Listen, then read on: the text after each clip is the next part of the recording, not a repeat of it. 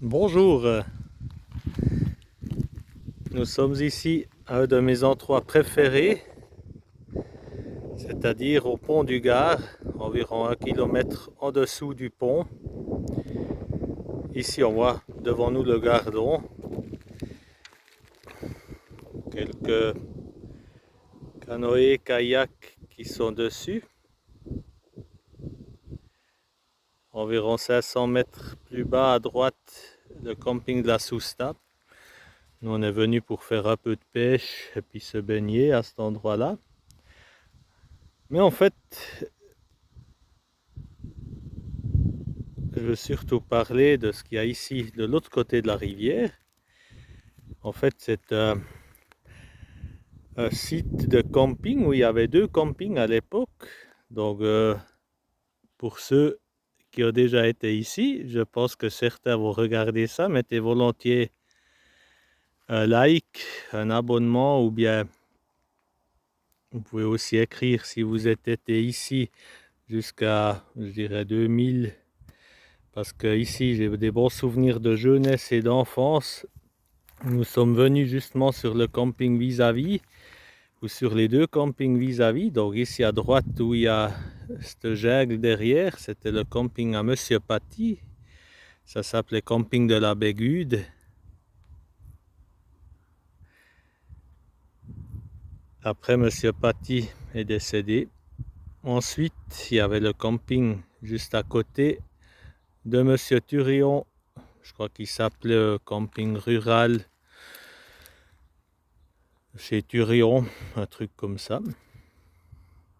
Et voilà, ça c'était les rochers de où quand on était enfant, on pêchait beaucoup, on sautait dans l'eau, on se baignait ensemble avec beaucoup d'autres personnes. Malheureusement, il y a eu beaucoup d'eau je crois que c'était l'hiver 2002 ou 2003, où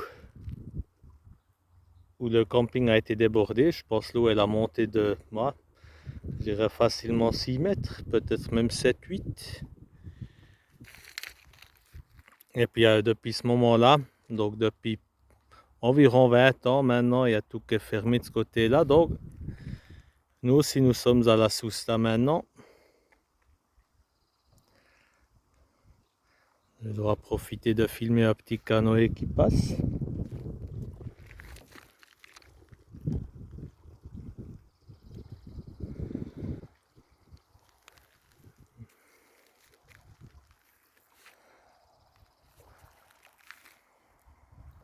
Je vais bouger un petit peu pour voir ce qu'il y a derrière le virage. Donc ici, à l'époque, on chopait des anguilles, des gardons, des perches, beaucoup de perches qu'il y avait à la cuillère, ou bien certaines personnes les prenaient au vif, au ver de terre. Maintenant, ça a changé beaucoup.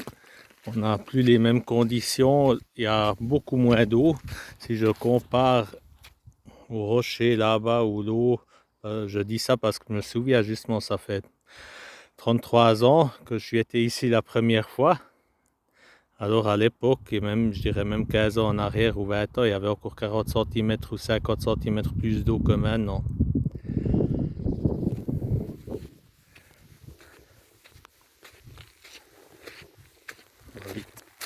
Je peux marcher là.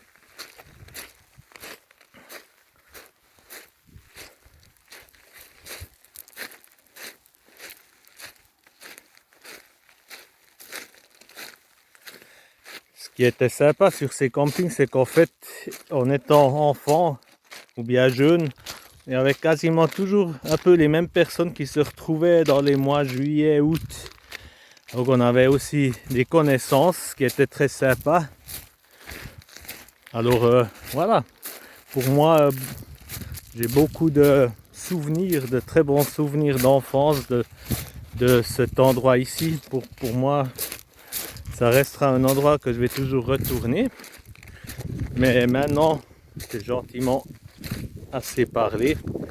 Et dans les moments suivants, je vais vous faire voir le pont du Gard que j'ai filmé hier soir. Pendant un moment, la nuit, il y a de l'animation de lumière, ce qui est très joli parce que le pont il est aussi Le pont, c'est aussi un des bâtiments pour moi les plus beaux qui a jamais été construit. Il a 2000 ans, 50 mètres de haut, environ 300 mètres de long. Un aqueduc construit par les Romains pour descendre de l'eau de Uzès à Nîmes. Je crois que c'était une... Je ne vais pas parler de conneries, mais sauf erreur, 70 km. Puis il n'y avait pas beaucoup de... Comment est-ce qu'on appelle ça?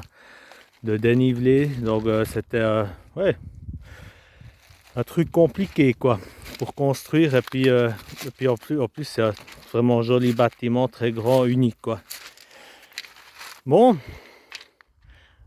alors encore une fois, abonnez mon canal si cette vidéo vous a plu.